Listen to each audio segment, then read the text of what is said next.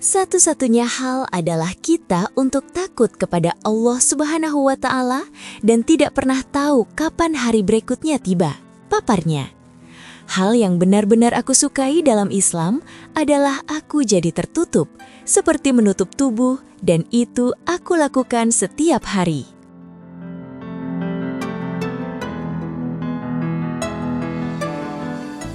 Detroit pada tahun 90-an bukanlah tempat bagi mereka yang berhati lemah.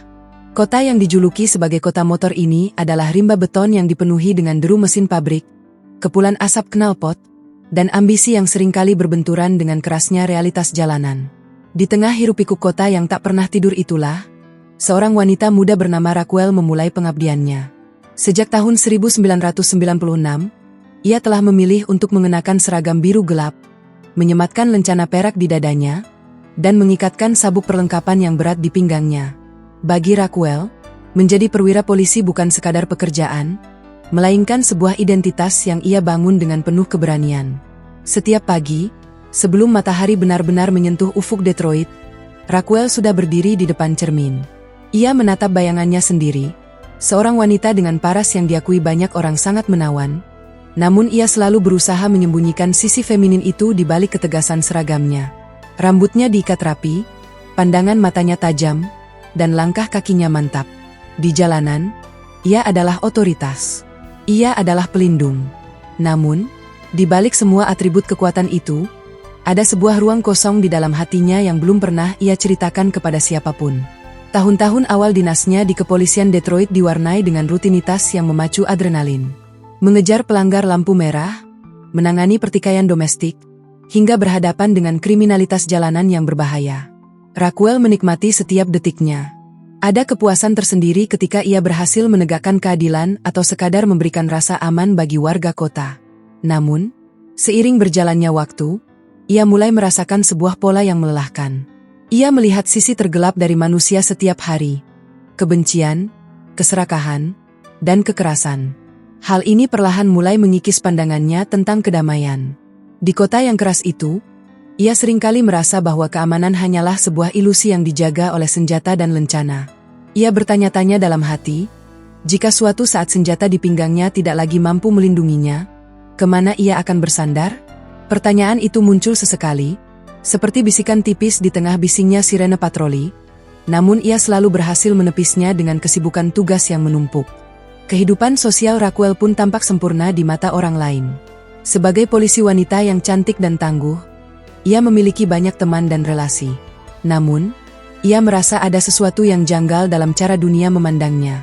Seringkali, kecantikannya justru menjadi beban. Di lingkungan yang didominasi pria, ia harus bekerja 2 kali lebih keras untuk membuktikan bahwa ia layak dihormati karena kemampuannya, bukan karena penampilannya. Ia merindukan sebuah tempat atau sebuah keadaan di mana ia bisa dihargai secara utuh sebagai manusia, tanpa harus merasa terancam oleh pandangan-pandangan yang merendahkan atau objektifikasi yang terselubung. Memasuki tahun 2002, suasana di Detroit terasa semakin mencekam bagi Raquel. Entah mengapa, firasatnya seringkali tidak tenang. Ia merasa seolah-olah ia sedang berjalan di atas tali tipis yang sewaktu-waktu bisa putus. Tugas-tugas patroli malam yang biasanya ia jalani dengan penuh percaya diri, kini mulai terasa lebih berat. Setiap kali ia memasuki gang gelap atau mendekati kendaraan yang mencurigakan, ada getaran aneh di jemarinya. Itu bukan rasa takut biasa, melainkan sebuah kesadaran bahwa hidup ini sangatlah rapuh. Ia teringat pada suatu malam saat ia duduk sendirian di dalam mobil patrolinya, mengamati lampu-lampu kota yang berpendar di kejauhan. Di saat itu, ia merenungkan tentang arti keberadaan. Jika kehidupan ini hanya tentang lahir, bekerja keras di tengah kekacauan, lalu mati tanpa meninggalkan jejak spiritual yang berarti, maka alangkah sia-sianya semuanya. Ia mulai mencari-cari sesuatu yang lebih tinggi dari sekadar hukum manusia. Ia membutuhkan sebuah pegangan yang tidak akan hancur oleh peluru atau waktu, namun pencarian itu masih berupa rabaan di kegelapan. Raquel belum mengenal Islam, ia belum tahu tentang kedamaian sujud, dan ia belum memahami makna di balik selembar kain yang menutup aurat. Yang ia tahu hanyalah ia sedang lelah. Lelah dengan citra wanita kuat yang harus ia pertahankan, dan lelah dengan dunia yang hanya menilai apa yang tampak di permukaan. Setiap kali ia pulang ke apartemennya setelah giliran kerja yang panjang, ia akan melepaskan seragamnya dengan helaan napas berat. Pakaian itu terasa seperti baju zirah yang melindungi fisiknya, tetapi memenjarakan jiwanya. Ia sering duduk di tepi tempat tidur, menatap lencananya yang diletakkan di atas meja kecil. Lencana itu berkilau tertimpa lampu kamar, namun cahayanya terasa dingin. Ia menyadari bahwa perlindungan yang diberikan oleh hukum negara memiliki batasan. Ada wilayah-wilayah dalam batinnya yang tidak bisa dijangkau oleh mandat kepolisian manapun. Pada masa itu, ia juga mulai memperhatikan lingkungan sekitarnya dengan lebih saksama. Detroit memiliki komunitas yang beragam, dan sesekali ia berinteraksi dengan warga muslim dalam tugasnya. Ia melihat cara mereka berpakaian, cara mereka berbicara yang cenderung tenang, dan ada sesuatu yang berbeda pada raut wajah wanita-wanita yang ia temui di lingkungan tersebut. Ada ketenangan yang kontras dengan hiruk-pikuk Detroit. Meski saat itu ia hanya melihat dari kejauhan dan melalui kacamata seorang petugas polisi, benih rasa ingin tahu itu mulai tumbuh secara tidak sadar. Raquel tidak pernah menyangka bahwa awal yang baru, yang selama ini ia cari akan datang melalui sebuah tragedi yang hampir merenggut nyawanya. Ia tidak pernah mengira bahwa rasa sakit yang luar biasa akan menjadi pintu pembuka menuju kebahagiaan yang hakiki. Baginya saat itu, hidup adalah tentang bertahan di jalanan Detroit yang dingin dan tanpa ampun.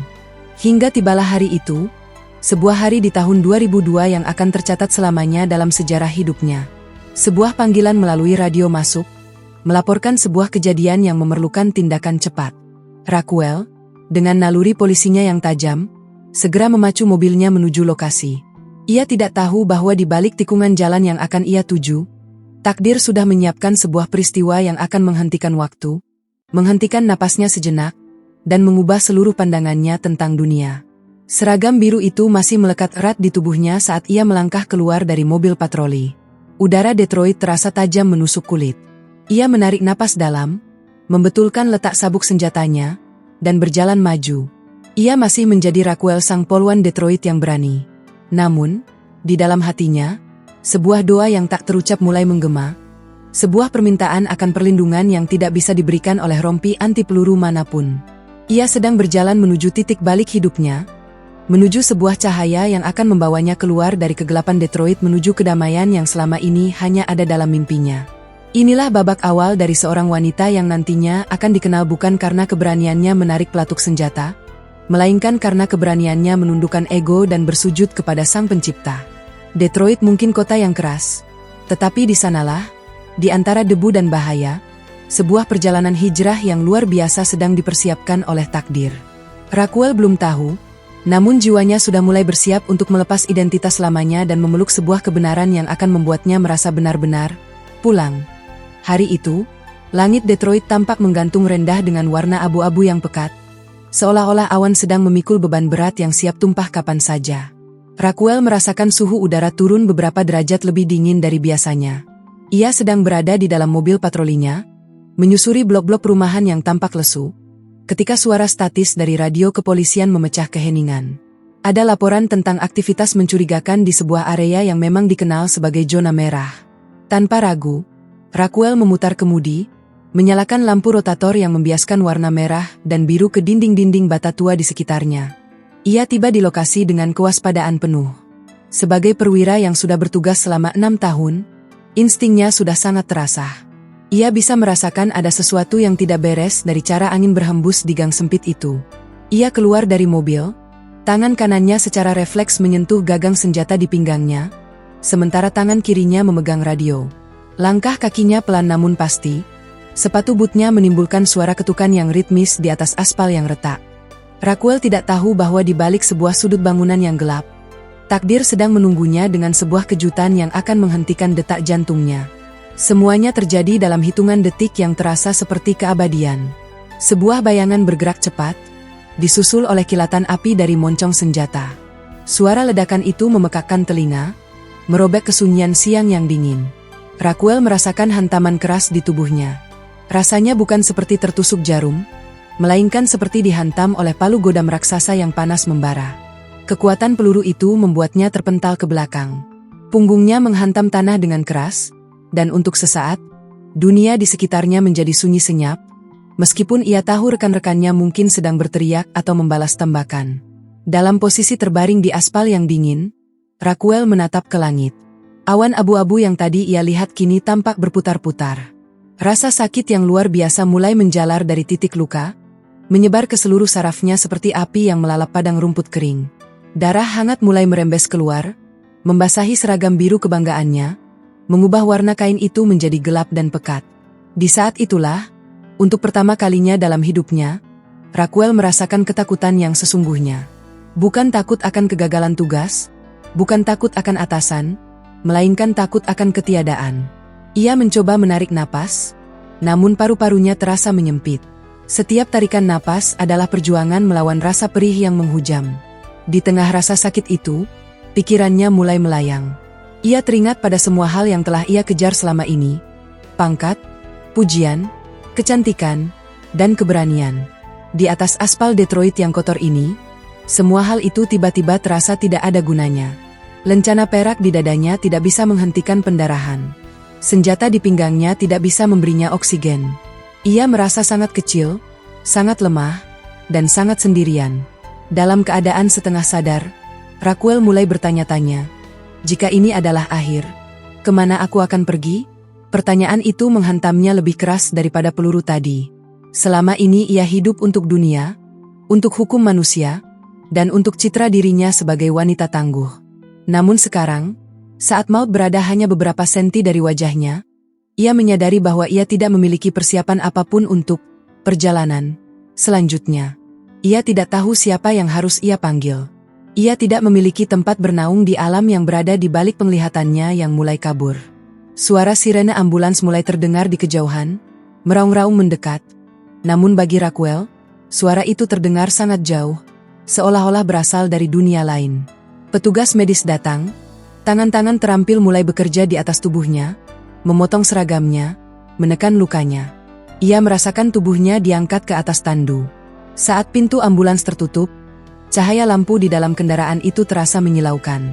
Di tengah guncangan mobil yang melaju cepat menuju rumah sakit, Raquel terus berjuang untuk tetap terjaga. Ia takut jika ia memejamkan mata, ia tidak akan pernah membukanya lagi. Di unit gawat darurat, suasana menjadi sangat kacau. Dokter dan perawat bergerak dengan kecepatan tinggi. Raquel bisa mendengar istilah-istilah medis yang diteriakkan, bunyi mesin pendeteksi jantung yang berdetak tidak teratur, dan denting alat-alat bedah. Namun, di dalam kepalanya, ada sebuah keheningan yang aneh. Ia merasa seolah-olah jiwanya sedang mengintip dari langit-langit ruangan, melihat tubuhnya yang terkulai lemah di atas meja operasi. Ia melihat seorang wanita yang selama ini merasa sangat kuat, kini tak lebih dari seonggok daging yang rapuh dan bergantung sepenuhnya pada belas kasihan takdir. Operasi itu berlangsung berjam-jam. Peluru itu telah merusak bagian dalam tubuhnya dengan cukup parah. Namun, entah bagaimana, ada kekuatan yang menjaga detak jantungnya agar tetap stabil. Para dokter kemudian menyebutnya sebagai keajaiban atau faktor keberuntungan yang luar biasa. Namun bagi Raquel, saat ia akhirnya terbangun di ruang pemulihan dengan berbagai selang yang menempel di tubuhnya, ia tahu ini bukan sekadar keberuntungan. Ia merasa seolah-olah ada seseorang yang telah menariknya kembali dari tepi jurang kematian. Masa-masa pemulihan di rumah sakit adalah masa yang paling sunyi dalam hidup Raquel. Di sana, tanpa seragam, tanpa senjata, dan tanpa hiruk-pikuk jalanan, ia hanya ditemani oleh pikirannya sendiri.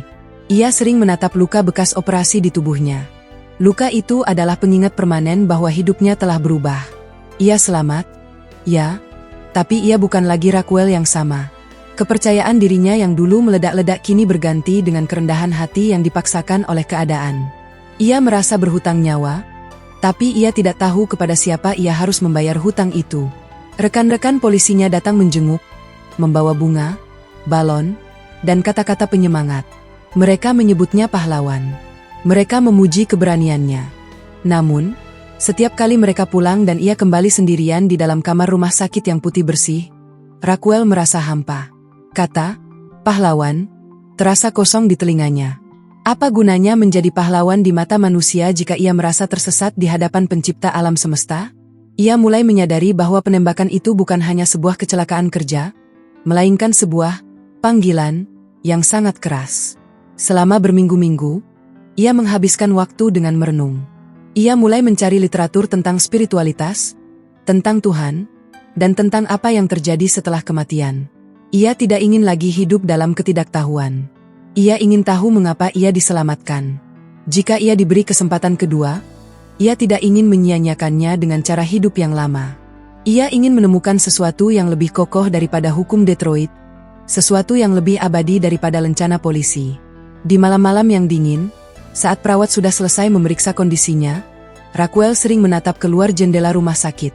Ia melihat lampu-lampu kota Detroit yang masih sama, masih sibuk dan penuh kekerasan. Namun di dalam hatinya, sebuah benih pencarian telah tumbuh.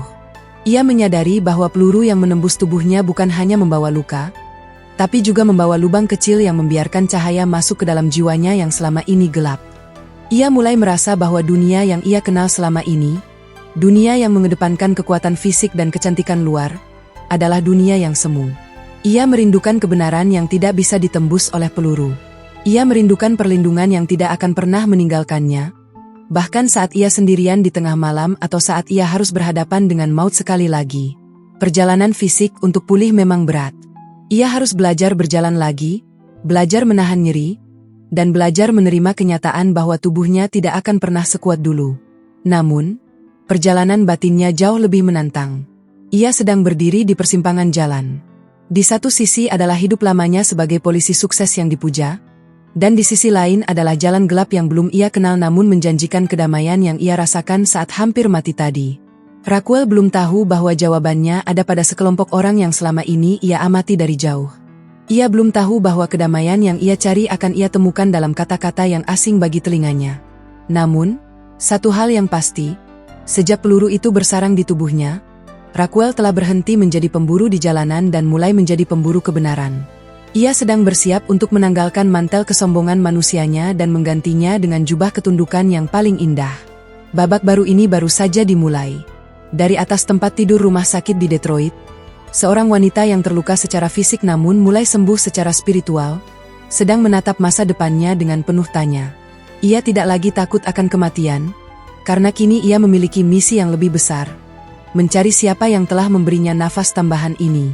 Peluru itu memang menyakitkan, tapi bagi Raquel, itu adalah undangan paling jujur yang pernah ia terima dari Tuhan. Setelah diperbolehkan pulang dari rumah sakit, dunia Raquel terasa sangat berbeda. Detroit yang ia kenal masih tetap sama, sibuk, berisik, dan penuh dengan kepulan asap dari knalpot kendaraan. Namun ada sesuatu di dalam dirinya yang telah bergeser secara permanen. Ia tidak lagi bisa melihat jalanan melalui mata seorang polisi yang hanya mencari pelanggaran hukum. Kini, ia melihat orang-orang yang melintas sebagai jiwa-jiwa yang rapuh, sama seperti dirinya saat terbaring di aspal panas itu. Masa cuti medisnya menjadi periode yang sangat panjang dan sunyi. Raquel sering menghabiskan waktu di apartemennya, duduk di dekat jendela sambil memperhatikan orang-orang di bawah sana. Ia mulai merasa asing dengan kehidupan lamanya. Pakaian-pakaian mahalnya, koleksi sepatunya, dan semua simbol kecantikan yang dulu ia banggakan kini tampak seperti tumpukan benda mati yang tidak memiliki arti. Ia mencari sesuatu yang bisa mengisi rongga besar di dadanya, sebuah rongga yang ditinggalkan oleh peluru yang kini sudah tidak ada, namun bekas lukanya masih sering terasa berdenyut saat cuaca dingin. Dalam kekosongan itu, Raquel mulai membuka diri pada bacaan-bacaan spiritual. Ia mulai mendatangi berbagai tempat ibadah, mendengarkan khotbah, dan mencoba meresapi setiap kata yang diucapkan oleh para pemuka agama. Namun, ia selalu pulang dengan perasaan yang sama, belum puas. Banyak ajaran yang ia temui terasa terlalu rumit, atau sebaliknya, terlalu dangkal. Ia mencari penjelasan yang logis namun menyentuh jiwa tentang mengapa ia harus hidup dan bagaimana ia harus menghadapi kematian yang bisa datang kapan saja tanpa mengetuk pintu. Suatu sore, saat ia sedang berjalan-jalan di sebuah lingkungan yang cukup beragam di pinggiran Detroit untuk mencari udara segar, ia melewati sebuah bangunan kecil yang tampak bersahaja. Tidak ada ornamen mewah di sana, hanya sekelompok orang yang keluar masuk dengan wajah yang terlihat sangat tenang. Ia tahu itu adalah sebuah pusat komunitas Muslim, atau masjid. Selama bertahun-tahun bertugas sebagai polisi, ia sering melewati tempat-tempat seperti ini, namun ia selalu memandangnya dengan jarak. Baginya saat itu hanyalah bagian dari demografi kota yang harus ia awasi keamanannya, namun kali ini, ada tarikan yang berbeda. Ia memperhatikan seorang wanita yang keluar dari bangunan itu. Wanita itu mengenakan pakaian panjang yang longgar dan selembar kain yang menutupi rambutnya, hijab. Raquel terpaku sejenak. Ia melihat bagaimana wanita itu berjalan dengan kepala tegak namun penuh kerendah hatian. Tidak ada upaya untuk menarik perhatian pria, tidak ada riasan wajah yang berlebihan, namun ada pancaran kemuliaan yang tidak bisa dijelaskan dengan kata-kata. Raquel membandingkan wanita itu dengan dirinya sendiri yang selama ini merasa harus tampil cantik agar diterima oleh lingkungan sosialnya. Rasa penasaran itu membawanya kembali ke tempat itu keesokan harinya. Kali ini, ia tidak hanya lewat. Ia duduk di sebuah bangku taman di seberang jalan, mengamati interaksi orang-orang di sana. Ia melihat bagaimana mereka saling menyapa dengan hangat, bagaimana anak-anak kecil berlarian dengan tawa yang tulus, dan bagaimana suasana di sana seolah-olah terisolasi dari kekerasan Detroit yang berada hanya beberapa blok di luar sana. Perlahan, Raquel mulai memberanikan diri untuk berkenalan dengan beberapa orang dari komunitas tersebut. Ia tidak langsung mengatakan bahwa ia adalah seorang polisi yang sedang mencari Tuhan. Ia hanya memperkenalkan diri sebagai tetangga yang ingin tahu. Disinilah babak baru dimulai. Ia mulai sering bertemu dengan beberapa wanita muslim di sebuah kafe kecil dekat sana. Mereka berbicara tentang banyak hal, tentang keluarga, tentang makanan, dan akhirnya, tentang keyakinan. Raquel terkejut saat mengetahui betapa logisnya konsep ketuhanan dalam Islam.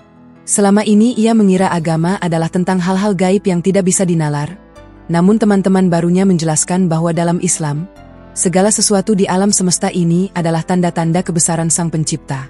Mereka menjelaskan bahwa Tuhan itu satu, tidak beranak dan tidak diperanakan, dan bahwa setiap manusia bertanggung jawab langsung kepadanya tanpa perantara. Penjelasan ini menghantam akal sehat Raquel dengan sangat keras. Ia merasa seolah-olah potongan-potongan teka-teki yang selama ini ia cari mulai jatuh ke tempatnya masing-masing. Ia juga mulai mempelajari tentang sosok Nabi Muhammad. Ia membaca tentang bagaimana seorang pria yang jujur dan sederhana bisa mengubah tatanan dunia, hanya dengan pesan perdamaian dan ketundukan kepada Tuhan. Raquel merasa terharu membaca kisah-kisah tentang keadilan dalam Islam, tentang bagaimana seorang pemimpin harus melayani rakyatnya, dan bagaimana setiap nyawa manusia dianggap sangat berharga. Ini sangat relevan dengan jiwanya yang merupakan seorang penegak hukum. Ia merasa telah menemukan sistem hukum yang jauh lebih sempurna dan adil daripada hukum buatan manusia yang ia pelajari di Akademi Kepolisian. Namun, bagian yang paling menyentuh hatinya adalah konsep tentang kematian. Teman-teman muslimnya menjelaskan bahwa kematian bukanlah akhir dari segalanya, melainkan sebuah gerbang menuju kehidupan yang abadi. Mereka mengatakan bahwa dunia ini hanyalah tempat ujian, dan setiap rasa sakit, termasuk peluru yang menembus tubuhnya, bisa menjadi penghapus dosa jika dihadapi dengan sabar. Mendengar hal itu, Raquel merasa beban berat yang selama ini ia pikul di pundaknya perlahan-lahan terangkat.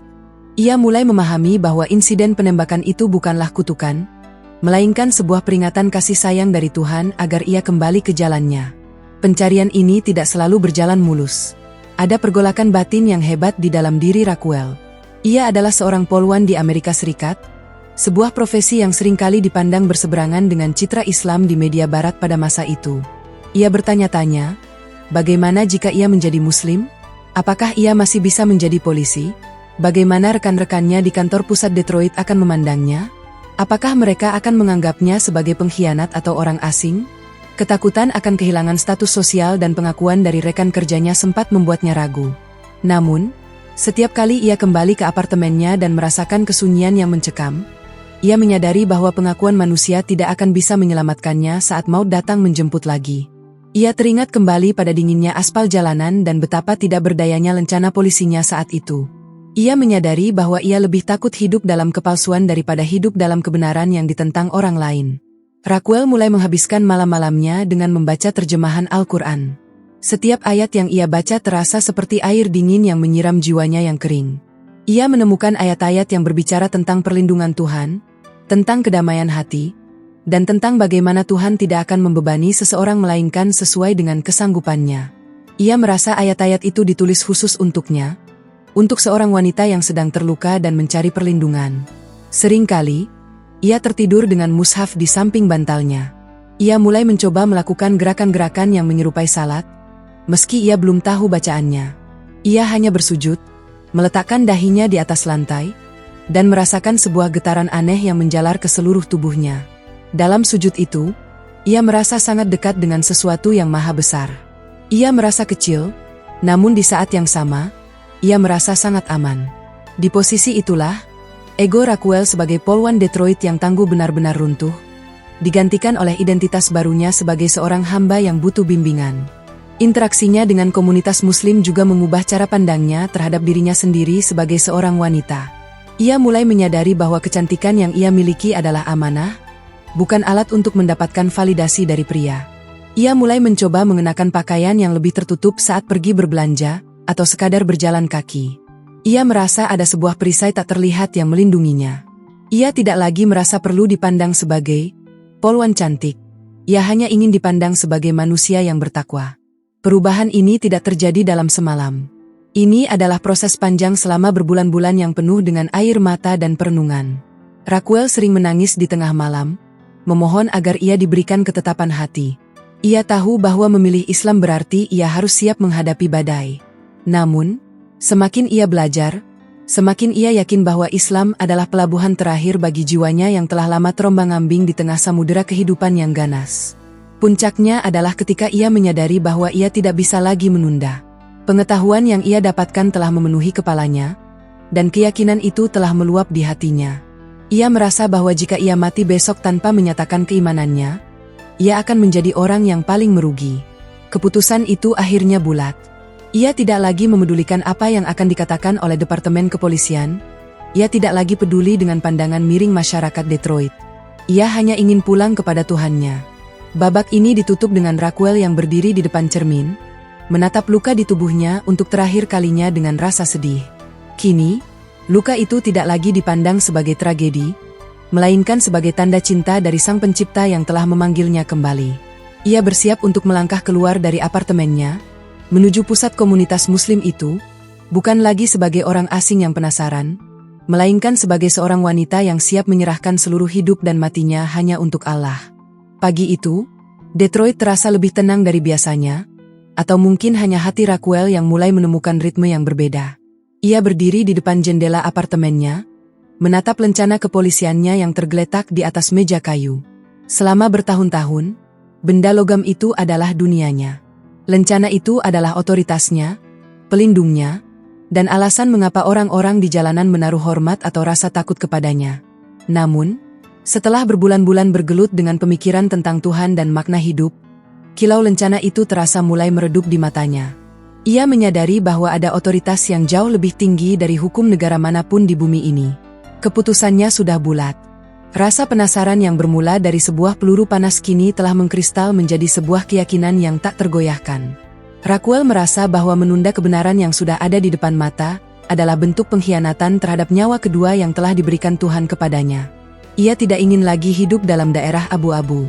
Ia ingin melangkah sepenuhnya ke dalam cahaya yang selama ini ia intip dari balik tirai keraguan. Dengan langkah yang mantap namun jantung yang berdegup kencang, Raquel berjalan menuju pusat komunitas muslim yang selama beberapa pekan terakhir menjadi tempat pelariannya. Ia mengenakan pakaian yang paling sopan yang ia miliki, sebuah blus panjang dan celana kain yang longgar. Ia tidak lagi merasa perlu menonjolkan bentuk tubuh atau kecantikan parasnya. Ada sebuah kemerdekaan baru yang ia rasakan saat ia berhenti berusaha menjadi objek pandangan dunia. Sesampainya di sana, suasana terasa sangat teduh. Bau harum minyak kayu cendana dan suara gumaman doa yang samar menyambutnya di pintu masuk. Ia bertemu dengan seorang imam, seorang pria tua dengan janggut putih yang memancarkan ketenangan luar biasa. Tanpa perlu banyak kata, sang imam seolah memahami badai yang telah dilalui wanita di hadapannya ini. Raquel menyampaikan niatnya dengan suara yang bergetar namun tegas. Ia ingin menjadi muslim. Ia ingin bersaksi bahwa tidak ada Tuhan selain Allah dan Muhammad adalah utusannya. Detik-detik saat ia mengucapkan dua kalimat syahadat adalah momen paling sakral dalam hidupnya. Saat kata-kata itu keluar dari bibirnya, Raquel merasa seolah-olah ada sebuah beban raksasa yang selama ini menindih dadanya tiba-tiba terangkat. Air mata mengalir deras di pipinya, bukan karena sedih, melainkan karena rasa lega yang meluap-luap. Ia merasa seperti bayi yang baru lahir, bersih dari noda masa lalu dan dosa-dosa yang pernah ia lakukan di jalanan Detroit yang kelam. Peluru yang pernah menembus tubuhnya kini terasa seperti sebuah pembedahan spiritual yang sengaja dilakukan Tuhan untuk mengeluarkan racun kesombongan dari jiwanya. Namun, kedamaian di dalam masjid itu hanyalah awal dari ujian yang sesungguhnya. Dunia di luar sana tidak berubah hanya karena ia telah bersyahadat. Tantangan terbesar justru baru saja dimulai. Bagaimana ia harus kembali ke markas kepolisian Detroit dengan identitas barunya? Hari pertama kembali bertugas setelah masa cuti medis berakhir adalah hari yang sangat mendebarkan. Raquel memutuskan untuk tidak lagi menyembunyikan keyakinannya. Ia mulai mengenakan hijab. Baginya, hijab bukan sekadar selembar kain, melainkan pernyataan sikap bahwa ia kini adalah milik Allah, bukan milik institusi atau persepsi publik. Saat ia melangkah masuk ke lobi markas besar kepolisian, suasana tiba-tiba berubah. Rekan-rekan kerjanya, para polisi pria yang biasanya bersikap kasar atau melontarkan candaan ringan, mendadak terdiam. Mata mereka tertuju pada kain yang menutupi rambut Raquel. Raquel bisa merasakan ketegangan yang menggantung di udara. Ia melihat tatapan bingung, sinis, dan bahkan ada yang terang-terangan menunjukkan ketidaksukaan. Di lingkungan kepolisian Amerika pada masa itu, Islam seringkali dikaitkan dengan hal-hal negatif oleh media. Menjadi seorang polwan muslimah yang berhijab adalah sebuah anomali, sebuah hal yang dianggap tidak lazim dan bahkan mungkin dianggap sebagai ancaman bagi keseragaman korps. Ia duduk di mejanya, mencoba fokus pada tumpukan berkas laporan yang menanti. Namun, bisik-bisik di belakang punggungnya terdengar seperti dengungan lebah yang mengganggu. Ada rekan setimnya yang selama ini sangat akrab, kini hanya melewatinya tanpa menyapa. Ada pula atasan yang menatapnya dengan dahi berkerut, seolah-olah sedang menilai apakah hijab itu akan mengganggu kinerjanya dalam mengejar penjahat atau menggunakan senjata. Disinilah kekuatan iman Raquel diuji. Jika dulu ia merasa kuat karena memiliki senjata dan lencana, kini ia merasa kuat karena memiliki Tuhan di hatinya. Ia tidak membalas tatapan sinis itu dengan kemarahan. Ia justru menunjukkan kinerja yang lebih baik dari sebelumnya. Ia tetap disiplin, tetap berani dalam bertugas, namun ada kelembutan baru dalam caranya berinteraksi dengan warga. Ia menyadari bahwa hijabnya adalah seragam yang jauh lebih mulia daripada seragam polisinya, dan ia harus menjaganya dengan perilaku yang terpuji. Tantangan tidak hanya datang dari rekan kerja, tapi juga dari lingkungan sekitarnya. Saat ia berpatroli mengenakan hijab di bawah topi polisinya, reaksi warga beragam. Ada yang menatapnya dengan penuh hormat, namun tidak sedikit pula yang melontarkan cacian rasis atau kata-kata yang menyakitkan. Namun, Raquel menemukan sebuah fenomena menarik. Ia merasa bahwa hijab itu justru memberikan perlindungan yang selama ini ia cari. Pria-pria yang biasanya berani menggoda atau menatapnya dengan tidak sopan, kini cenderung menjaga jarak. Ada sebuah wibawa alami yang muncul ketika seorang wanita memutuskan untuk menutup auratnya demi Tuhan. Setiap malam, sepulang dari tugas yang melelahkan dan penuh tekanan mental, Raquel akan bersujud di atas sajadahnya. Ia mengadu kepada Allah tentang betapa beratnya memegang bara api keimanan di tengah lingkungan yang dingin. Ia menyadari bahwa hijrahnya bukan hanya tentang mengubah pakaian, tapi tentang mengubah mentalitas. Ia harus belajar untuk tidak lagi mengharapkan keridaan manusia. Jika rekan-rekannya menjauhinya karena ia Muslim, maka ia akan mendekat kepada mereka yang mencintainya. Raquel juga mulai mengubah gaya hidupnya secara total. Ia meninggalkan kebiasaan-kebiasaan lama yang tidak selaras dengan ajaran Islam. Ia tidak lagi mendatangi tempat-tempat hiburan malam yang dulu menjadi sarana melepas penat bersama rekan polisi lainnya. Ia lebih memilih menghabiskan waktu dengan membaca buku-buku agama, atau berkumpul dengan komunitas Muslim yang memberinya dukungan moral. Ia menemukan bahwa persaudaraan dalam Islam tidak dibatasi oleh warna kulit atau pangkat, melainkan oleh ikatan akidah yang sangat kuat. Masa-masa awal sebagai mualaf di kepolisian Detroit adalah periode yang penuh dengan air mata dan doa. Namun, Raquel tidak pernah menyesal sedikit pun. Setiap kali ia merasa lelah atau ingin menyerah karena tekanan lingkungan, ia akan menyentuh bekas luka tembak di tubuhnya. Luka itu adalah pengingat bahwa ia pernah berada di ambang maut dan Tuhan telah menariknya kembali. Jika Tuhan telah menyelamatkannya dari peluru, maka Tuhan pun pasti akan menyelamatkannya dari kebencian manusia. Ia menyadari bahwa keberadaannya di korps kepolisian dengan hijabnya adalah sebuah dakwah tanpa kata-kata. Ia ingin menunjukkan kepada dunia bahwa seorang muslimah bisa menjadi profesional, bisa menjadi penegak hukum, dan bisa menjadi bagian dari masyarakat tanpa kehilangan identitas agamanya. Ia ingin mematahkan stigma bahwa Islam adalah agama yang mengekang wanita. Sebaliknya, Raquel merasa Islamlah yang telah membebaskannya dari belenggu ekspektasi duniawi yang melelahkan. Hal markas kepolisian Detroit yang biasanya terasa seperti rumah kedua, kini berubah menjadi medan laga yang berbeda bagi Raquel. Jika dulu ia bertarung melawan kriminalitas di jalanan, Kini ia harus bertarung melawan prasangka yang tumbuh subur di koridor-koridor kantornya sendiri. Keputusannya untuk mengenakan hijab di balik seragam dinasnya memicu gelombang yang tidak pernah ia duga sebelumnya. Perubahan penampilan itu bukan sekadar urusan kain penutup kepala, melainkan sebuah pernyataan ideologi yang bagi sebagian rekan kerjanya terasa asing, bahkan mengancam. Bulan-bulan pertama setelah ia bersyahadat adalah masa di mana integritasnya diuji habis-habisan. Raquel mulai merasakan pengucilan yang halus namun sistematis.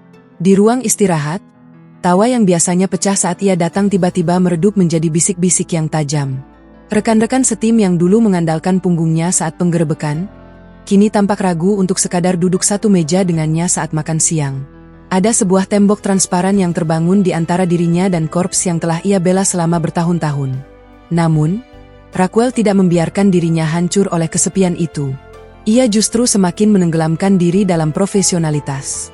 Ia datang lebih awal, memastikan laporannya paling rapi, dan tetap menjadi orang pertama yang mengajukan diri untuk tugas-tugas lapangan yang berisiko. Ia ingin membuktikan bahwa keimanannya tidak mengurangi 1 inci pun keberaniannya sebagai polisi.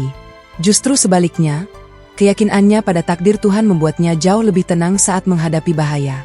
Ia tidak lagi takut pada peluru, karena ia tahu bahwa ajal tidak akan datang kecuali atas izinnya. Pernah suatu ketika, dalam sebuah operasi penangkapan di area yang sangat rawan, seorang rekan kerjanya menunjukkan keraguan yang sangat jelas. Pria itu menatap hijab di bawah topi polisi Raquel dengan pandangan meremehkan, seolah-olah selembar kain itu akan menghalangi gerakannya atau mengaburkan pandangannya. Raquel tidak membalas dengan kata-kata. Saat situasi memanas dan tersangka mencoba melarikan diri melalui celah sempit yang gelap, Raquel adalah orang pertama yang melompat, mengejar tanpa ragu, dan melakukan prosedur penangkapan dengan sangat bersih tanpa menyakiti siapapun secara berlebihan. Keberhasilannya hari itu membungkam banyak mulut, meski hanya untuk sementara. Di balik ketegasan fisiknya di lapangan, batin Raquel terus mengalami proses pembersihan yang luar biasa. Ia mulai belajar tentang konsep kesabaran dalam Islam. Ia menyadari bahwa setiap tatapan sinis dan setiap kata-kata kasar yang ia terima adalah cara Tuhan untuk menggugurkan dosa-dosanya. Ia belajar untuk tidak membalas kebencian dengan kebencian.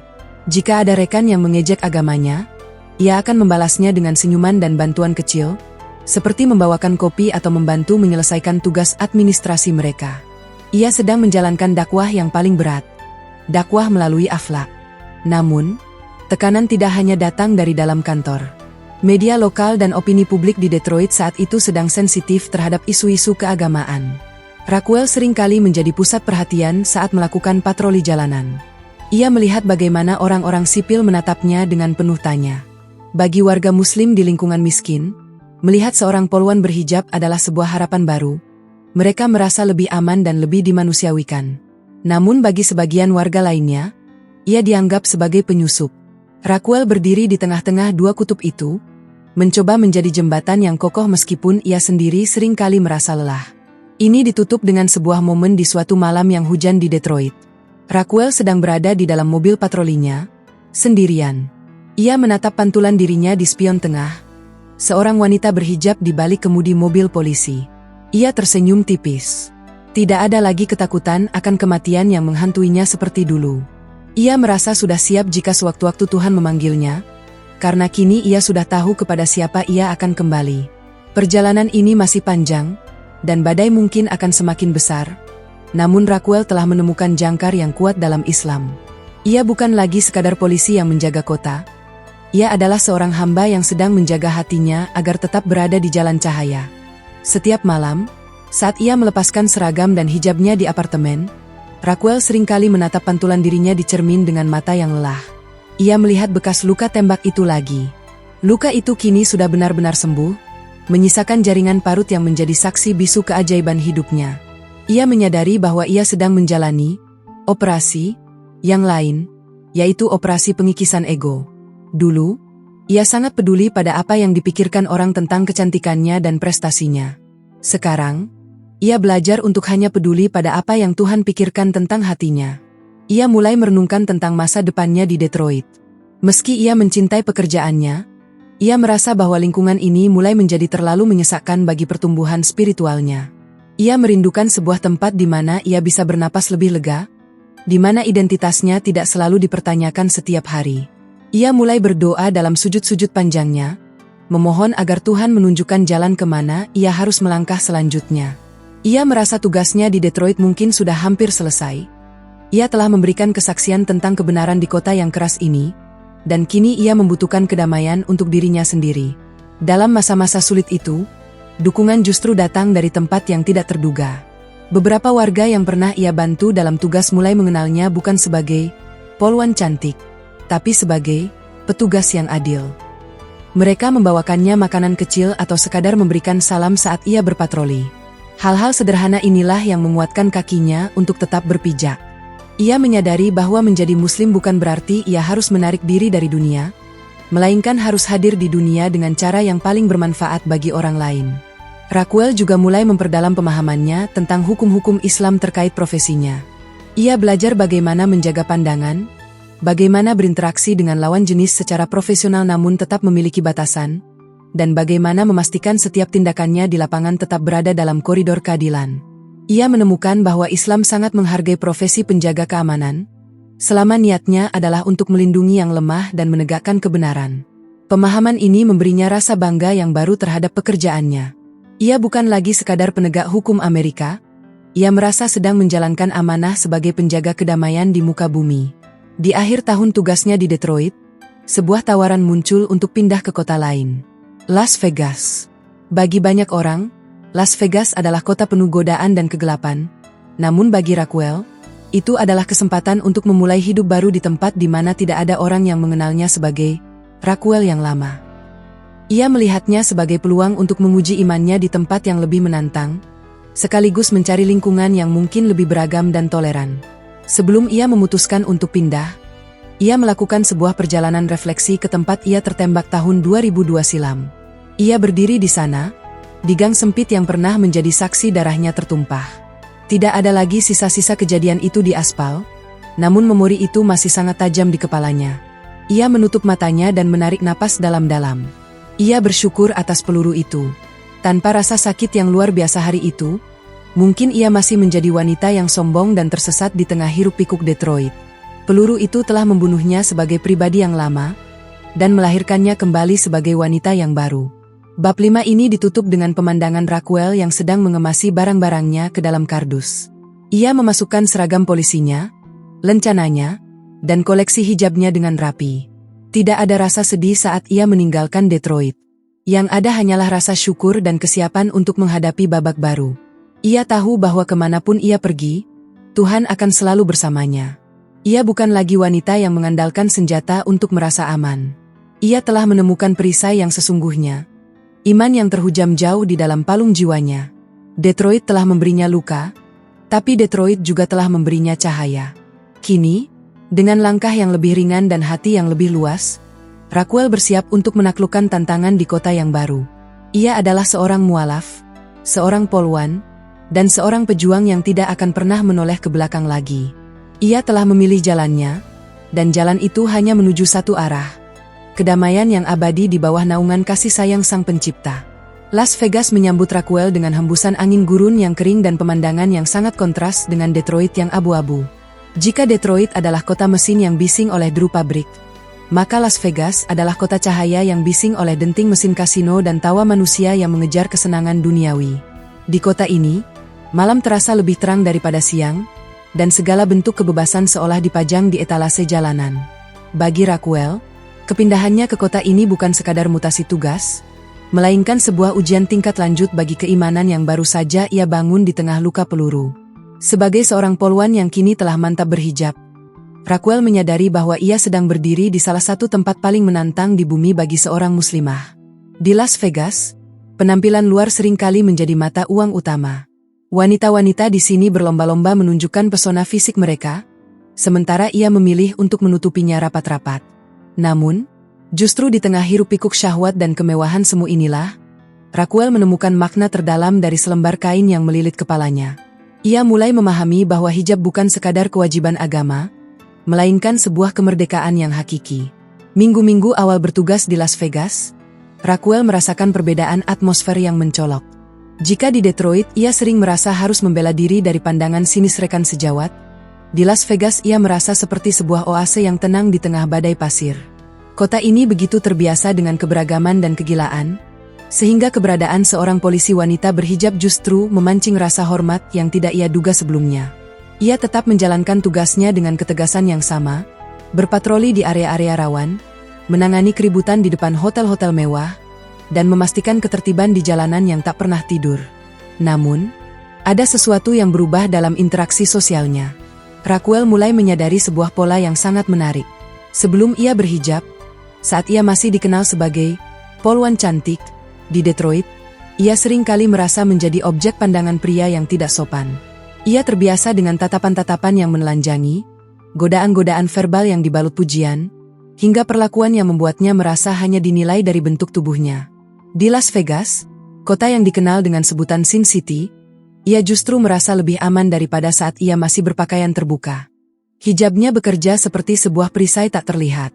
Ia memperhatikan bagaimana pria-pria di jalanan, bahkan mereka yang sedang dalam pengaruh alkohol atau emosi tinggi, cenderung menjaga jarak dan merendahkan nada bicara mereka saat berhadapan dengannya. Ada sebuah batas suci yang tiba-tiba tercipta. Kain itu seolah-olah berteriak tanpa suara bahwa wanita di balik seragam ini tidak bisa didekati dengan cara yang rendah.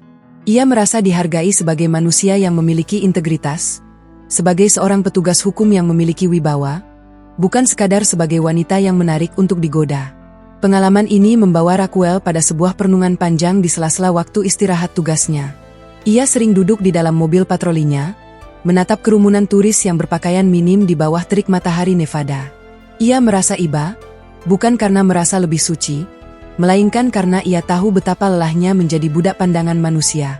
Ia teringat masa lalunya sendiri, saat ia menghabiskan banyak waktu dan uang hanya untuk memastikan rambut dan riasannya sempurna agar mendapatkan pengakuan dari dunia. Kini, dengan hijabnya, ia merasa telah pensiun dari kompetisi yang melelahkan itu. Ia merasa bebas menjadi dirinya sendiri di hadapan Tuhan, tanpa perlu peduli pada standar kecantikan manusia yang terus berubah.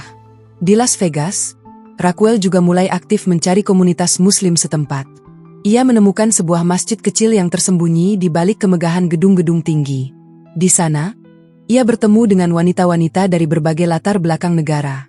Ada kedamaian yang luar biasa saat ia melepaskan lencana dan senjatanya, lalu bersujud bersama mereka di atas karpet yang sederhana. Di dalam masjid itu, tidak ada polisi, tidak ada warga sipil, tidak ada pangkat. Yang ada hanyalah hamba-hamba Allah yang sedang merundukkan kepala di hadapan Sang Pencipta. Persaudaraan ini memberinya kekuatan tambahan untuk tetap tegak saat ia kembali ke jalanan Las Vegas yang penuh godaan. Tantangan profesional tetap ada, tentu saja. Ada saat-saat di mana ia harus menangani kasus di dalam kasino atau klub malam. Masuk ke tempat-tempat seperti itu dengan mengenakan hijab memberikan sensasi yang aneh bagi Raquel. Ia merasa seperti membawa setitik cahaya ke dalam ruangan yang remang-remang. Ia tetap menjalankan prosedurnya dengan sangat profesional, tidak menghakimi, namun tetap memegang teguh prinsipnya. Ia belajar bahwa menjadi muslimah yang baik bukan berarti melarikan diri dari realitas sosial yang buruk, melainkan menjadi pemberi warna yang berbeda di tengah kegelapan tersebut. Seiring berjalannya waktu, rekan-rekan barunya di kepolisian Las Vegas mulai terbiasa dengan kehadirannya. Mereka melihat bahwa hijab Raquel tidak sedikit pun menghalangi kecepatannya saat harus mengejar pelaku kriminal, atau ketepatan tangannya saat harus melakukan tindakan pengamanan. Justru, mereka melihat Raquel sebagai sosok yang paling stabil secara emosional di tim mereka. Ketenangan yang ia dapatkan dari salat 5 waktu dan zikir di sela-sela patroli membuatnya tidak mudah terpancing emosi saat menghadapi warga yang kasar. Ia menjadi teladan tentang bagaimana kekuatan sejati berasal dari pengendalian diri, bukan dari gertakan. Raquel juga mulai menyadari bahwa kecantikannya kini memiliki makna yang baru. Jika dulu kecantikannya adalah sebuah aset duniawi yang ia banggakan, kini ia melihatnya sebagai amanah yang harus dijaga. Ia merasa jauh lebih cantik saat ia menutupinya, karena ia tahu bahwa keindahan itu hanya diperuntukkan bagi mereka yang berhak. Ada rasa percaya diri yang jauh lebih dalam yang muncul dari dalam hatinya. Ia tidak lagi butuh cermin untuk merasa berharga. Ia hanya butuh merasakan kehadiran Tuhan dalam setiap langkahnya. Pernah suatu malam, ia menangani seorang wanita muda yang sedang menangis terseduh-seduh di pinggir jalan karena merasa dilecehkan dan tidak berharga. Raquel mendekatinya, bukan sebagai polisi yang sedang menginterogasi, melainkan sebagai seorang kakak. Ia merangkul wanita itu, dan untuk pertama kalinya, ia menyadari bahwa hijabnya memberikan rasa nyaman bagi wanita lain. Wanita muda itu merasa aman bersandar pada Raquel karena ia melihat sosok yang penuh perlindungan dan kehormatan. Di saat itulah Raquel benar-benar bersyukur atas keputusannya berhijrah. Ia bisa membantu orang lain dengan cara yang tidak pernah bisa ia lakukan saat ia masih hidup dalam kepalsuan. Bab 6 ini ditutup dengan pemandangan Raquel yang sedang berdiri di balkon apartemennya di Las Vegas saat fajar mulai menyingsing. Lampu-lampu kasino mulai meredup, digantikan oleh cahaya matahari yang perlahan muncul dari balik pegunungan gurun. Ia menyesap air putihnya, merasakan kesegaran yang mengalir di tenggorokannya. Ia menatap tangannya, lalu menyentuh kain hijab yang masih melingkar di lehernya. Ia tersenyum. Las Vegas mungkin disebut kota penuh dosa, tapi bagi Raquel, kota ini adalah tempat di mana ia benar-benar menemukan jati dirinya sebagai seorang hamba. Ia bukan lagi Raquel yang rapuh yang hampir kehilangan nyawa di Detroit. Ia adalah Raquel yang baru, seorang polwan Amerika yang bangga dengan Islamnya, yang merasa lebih aman di balik kain penutupnya daripada di balik rompi anti pelurunya. Ia menyadari bahwa perisai yang sesungguhnya bukanlah logam atau kain sintetis, melainkan rasa malu dan ketaatan kepada Sang Pencipta. Di tengah gemerlapnya dunia yang menipu, ia telah menemukan permata yang abadi. Kedamaian dalam ketundukan, kehidupan di Las Vegas terus bergulir dengan irama yang cepat. Namun di dalam diri Raquel, waktu seolah berjalan lebih lambat dan penuh perenungan. Menjadi seorang polisi wanita muslim di kota yang penuh dengan kontradiksi moral memberinya sudut pandang yang unik tentang kemanusiaan. Setiap hari, ia berhadapan dengan orang-orang yang sedang berada di titik terendah hidup mereka. Pecandu yang kehilangan segalanya di meja judi, keluarga yang hancur karena keserakahan, hingga jiwa-jiwa muda yang tersesat dalam gemerlap semu. Di tengah semua itu, Raquel hadir bukan lagi sebagai sosok yang hanya menegakkan aturan hukum dengan kaku, melainkan sebagai pembawa ketenangan yang datang dari kedalaman imannya. Perjalanan spiritualnya kini telah memasuki fase di mana ia mulai berdamai sepenuhnya dengan masa lalunya di Detroit. Seringkali, saat ia sedang berpatroli sendirian di bawah lampu-lampu neon yang berkedip, ingatannya kembali ke gang sempit tempat peluru itu menembus tubuhnya. Dulu, ingatan itu membawa rasa sakit dan trauma yang mencekam. Namun sekarang, ia melihat momen itu sebagai sebuah titik balik yang sangat ia syukuri.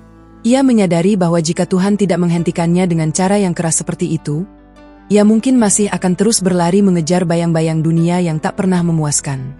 Raquel mulai mempraktikkan apa yang ia sebut sebagai dakwah melalui tindakan. Ia menyadari bahwa di lingkungan seperti kepolisian dan di kota seperti Las Vegas, kata-kata tentang agama seringkali hanya akan memicu perdebatan atau penolakan. Oleh karena itu, ia memilih untuk membiarkan perilakunya yang berbicara. Ia menunjukkan kejujuran yang tanpa kompromi, empati yang tulus kepada para korban, dan ketegasan yang adil kepada para pelanggar. Ia ingin orang-orang melihat bahwa hijab yang ia kenakan bukan sekadar simbol identitas, melainkan cerminan dari hati yang berusaha tunduk kepada kebenaran. Pernah suatu ketika, ia menangani sebuah kasus perselisihan di sebuah hotel kecil yang melibatkan seorang warga muslim setempat. Suasananya sangat tegang, dan prasangka mulai muncul dari pihak-pihak yang terlibat. Kehadiran Raquel dengan hijabnya di balik seragam polisi tiba-tiba mengubah dinamika ruangan tersebut. Warga muslim itu merasa didengar dan dipahami, sementara pihak hotel melihat bahwa Raquel tetap bertindak objektif tanpa membela siapapun secara buta. Keadilan yang ia tunjukkan hari itu berhasil meredam potensi konflik yang lebih besar. Bagi Raquel, itu adalah kemenangan kecil yang jauh lebih berharga daripada mendapatkan medali penghargaan. Di luar jam dinasnya, Raquel semakin tenggelam dalam pelajaran-pelajaran tentang akhlak dan sejarah Islam. Ia mulai memahami bahwa kekuatan Islam di masa lalu bukan hanya terletak pada keberanian para pejuangnya di medan perang, melainkan pada kemuliaan karakter mereka dalam kehidupan sehari-hari. Ia mencoba menerapkan prinsip-prinsip itu dalam setiap interaksinya. Ia menjadi lebih sabar saat menghadapi cemoohan, lebih murah hati dalam membantu sesama, dan lebih menjaga lisannya dari hal-hal yang tidak bermanfaat. Ia merasa bahwa setiap tindakan baik yang ia lakukan adalah sebuah doa syukur atas nyawa kedua yang ia miliki. Salah satu hal yang paling menyentuh hatinya adalah ketika ia menyadari betapa hijabnya telah mengubah cara pria-pria di sekitarnya berperilaku. Di Las Vegas, di mana objektifikasi terhadap wanita adalah hal yang lumrah, Raquel merasa seperti memiliki kedaulatan penuh atas dirinya sendiri. Ia tidak lagi merasa perlu berkompetisi dengan wanita lain untuk mendapatkan perhatian. Ia merasa aman dalam sembunyinya. Kebebasan ini memberinya energi lebih untuk fokus pada hal-hal yang lebih besar, seperti pengembangan diri dan pengabdian kepada masyarakat. Ia mulai merasa bahwa kecantikan yang sesungguhnya bukanlah apa yang tampak di mata manusia, melainkan apa yang dirasakan oleh jiwa yang bersih. Namun, tantangan batin tetap ada. Terkadang, ia merindukan keluarga dan teman-teman lamanya di Detroit yang hingga kini masih sulit menerima keputusannya untuk memeluk Islam. Ada rasa sedih saat ia mengingat bagaimana beberapa orang yang sangat dekat dengannya dulu kini menganggapnya sebagai orang asing. Namun, ia belajar untuk menitipkan rasa sedih itu kepada Sang Pencipta. Ia menyadari bahwa hidayah adalah hak prerogatif Tuhan, dan tugasnya hanyalah terus menunjukkan kebaikan tanpa mengharapkan balasan.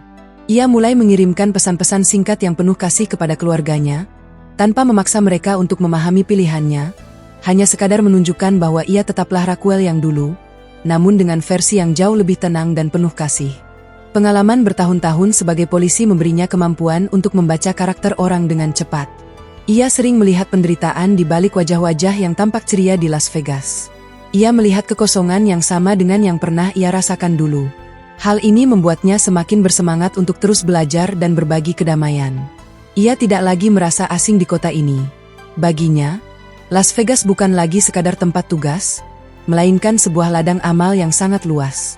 Ia belajar untuk mencintai manusia tanpa harus mencintai perbuatan buruk mereka. Dalam setiap langkah patrolinya, Raquel selalu menyelipkan zikir-zikir kecil di dalam hatinya. Saat sirene berbunyi dan ia harus memacu kendaraannya dengan kecepatan tinggi, ia menyerahkan keseluruhannya kepada Allah. Ketakutan yang dulu sering menghantuinya kini berganti dengan kepasrahan yang produktif. Ia tahu bahwa ia sedang melakukan tugas yang mulia, menjaga keamanan hamba-hamba Tuhan lainnya. Kesadaran ini membuat pekerjaannya yang berat terasa jauh lebih ringan. Ini juga mencatat transisi Raquel dari seorang mualaf yang baru belajar menjadi seorang muslimah yang mulai memahami esensi dari setiap ibadahnya. Salat bukan lagi sekadar rutinitas gerakan, melainkan waktu di mana ia benar-benar bisa melepas semua beban lencananya dan curhat kepada Penciptanya. Puasa bukan lagi sekadar menahan lapar, melainkan latihan untuk mengendalikan keinginan dunianya. Ia merasa hidupnya kini memiliki struktur yang sangat jelas dan tujuan yang sangat pasti. Di akhir bab ini, diceritakan bagaimana Raquel duduk di sebuah taman kota saat senja, memperhatikan matahari yang tenggelam di balik cakrawala gurun Nevada. Warna langit berubah dari oranye menjadi ungu gelap, sangat indah dan menenangkan. Ia merenungkan betapa ajaibnya perjalanan hidupnya. Dari seorang gadis yang hanya memikirkan karir di Detroit, menjadi seorang korban penembakan yang berdarah-darah, hingga kini menjadi seorang wanita berhijab yang berdiri tegak di pusat gemerlap dunia. Ia menyentuh bekas luka di tubuhnya melalui kain seragamnya. Luka itu sudah menyatu dengan kulitnya, seolah menjadi bagian dari desain hidupnya yang sempurna. Ia tidak lagi membenci peluru itu. Ia justru berterima kasih kepadanya, karena tanpa rasa perih yang menusuk tulang waktu itu, ia mungkin tidak akan pernah merasakan manisnya iman yang kini mengalir di setiap denyut nadinya. Ia menyadari bahwa Tuhan seringkali mematahkan hati atau tubuh manusia, hanya untuk membiarkan cahayanya masuk melalui celah-celah retakan tersebut. Raquel menarik napas dalam-dalam, merasakan udara malam Las Vegas yang mulai mendingin. Ia merapikan hijabnya, memastikan setiap helai rambutnya tertutup dengan sempurna, lalu kembali ke mobil patrolinya. Malam masih panjang, dan tugasnya masih banyak. Namun, ia melangkah dengan senyuman yang tulus. Ia tahu siapa dirinya, ia tahu milik siapa dirinya, dan ia tahu kemana ia akan melangkah. Ia adalah Raquel, seorang hamba Allah yang sedang berjalan di bawah naungan cahaya, meninggalkan jejak-jejak kebijaksanaan di setiap aspal yang ia lewati. Matahari Las Vegas mulai tergelincir di balik cakrawala gurun Nevada, meninggalkan semburat warna jingga dan ungu yang membasuh gedung-gedung tinggi. Raquel berdiri di balkon apartemennya, memandangi kerlip lampu kota yang mulai menyala satu persatu. Bagi banyak orang, lampu-lampu itu adalah simbol kesenangan dan ambisi, namun bagi Raquel, lampu-lampu itu hanyalah pengingat akan kefanaan dunia. Di tahun 2004 ini, ia merasa telah sampai pada sebuah titik di mana pencariannya yang panjang akhirnya menemukan muara yang tenang. Ia meraba permukaan kain hijabnya yang halus. Kain itu bukan lagi benda asing yang harus ia pertahankan dengan rasa takut atau ragu. Hijab itu kini telah menjadi bagian dari kulitnya, bagian dari jiwanya. Ia teringat kembali pada masa-masa di Detroit, Saat ia masih merasa bahwa identitasnya ditentukan oleh seberapa tajam ia menatap tersangka atau seberapa mengkilap lencana di dadanya. Sekarang, identitasnya adalah sesuatu yang jauh lebih dalam dan tidak bisa dirampas oleh siapapun. Ia adalah seorang hamba yang telah menemukan tuannya. Perjalanannya dari Detroit ke Las Vegas bukan sekadar perpindahan geografis, melainkan sebuah migrasi spiritual yang menyeluruh.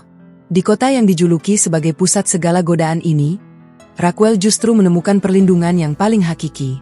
Ia merenungkan bagaimana hijab yang ia kenakan telah mengubah persepsinya tentang keamanan.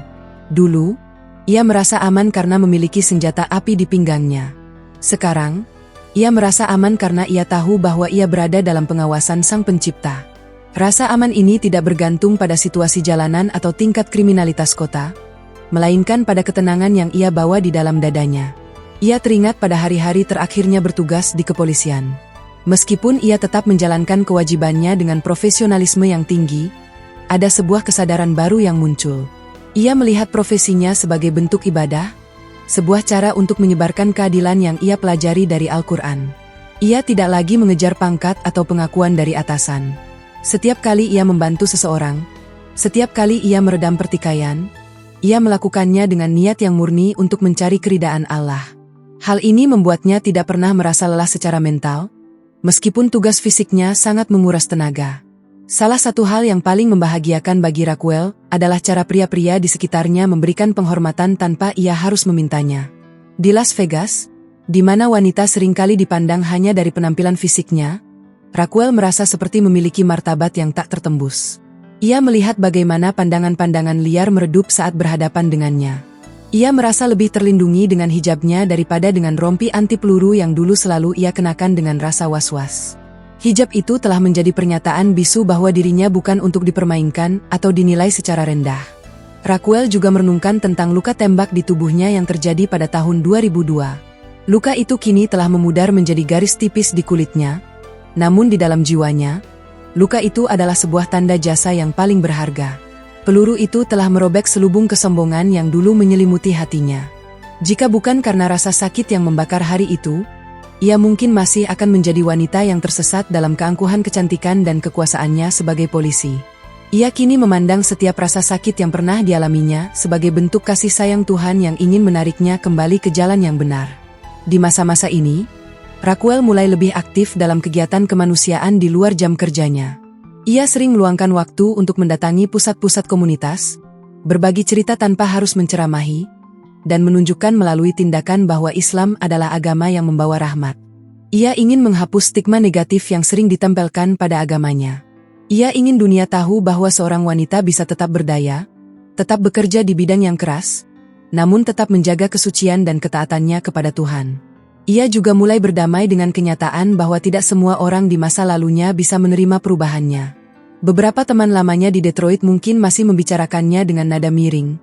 Namun Raquel tidak lagi merasa perlu menjelaskan dirinya kepada siapapun kecuali kepada Allah. Ia belajar bahwa keridaan manusia adalah tujuan yang takkan pernah tercapai, sementara keridaan Allah adalah tujuan yang membawa kedamaian abadi. Ia mendoakan mereka dalam setiap sujudnya, memohon agar mereka juga diberikan cahaya yang sama dengan yang ia rasakan sekarang. Malam semakin larut di Las Vegas.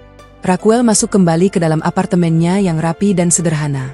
Tidak ada lagi tumpukan majalah mode atau produk kecantikan berlebihan yang dulu memenuhi mejanya.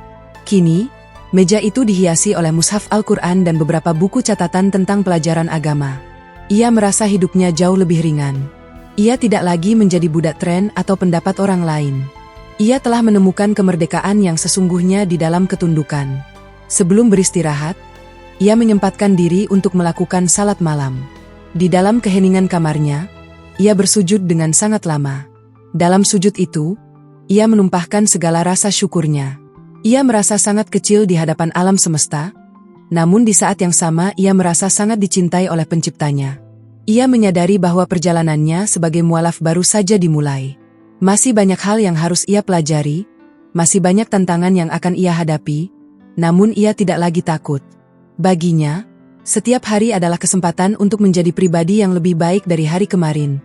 Raquel teringat pada satu ayat yang selalu menjadi pegangannya, tentang bagaimana Tuhan tidak akan memberikan cobaan di luar batas kemampuan hambanya.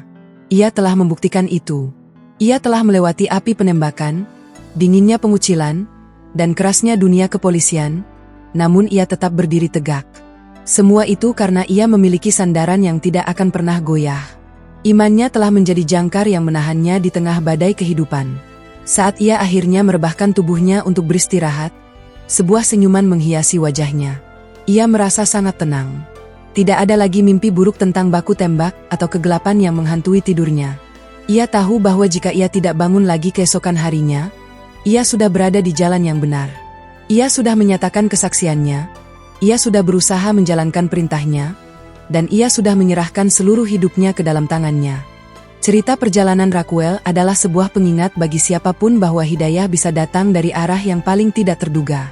Terkadang, Tuhan harus mematahkan pertahanan lahiriah kita agar Dia bisa masuk dan menyembuhkan batin kita. Dari seorang polisi wanita yang mengandalkan kekuatan fisik di jalanan Detroit yang kejam, Raquel telah bertransformasi menjadi seorang pejuang spiritual di tengah gemerlapnya Las Vegas. Ia telah menemukan bahwa kecantikan yang abadi bukan terletak pada apa yang dipuji oleh mata manusia, melainkan pada apa yang dicintai oleh Allah. Bab terakhir ini ditutup dengan bayangan Raquel yang sedang berjalan menuju masjid untuk salat subuh berjemaah di pagi hari berikutnya. Langkah kakinya mantap, hijabnya berkibar pelan tertiup angin pagi yang segar. Ia melangkah dengan penuh keyakinan, meninggalkan kegelapan malam dan menyambut fajar baru yang penuh harapan.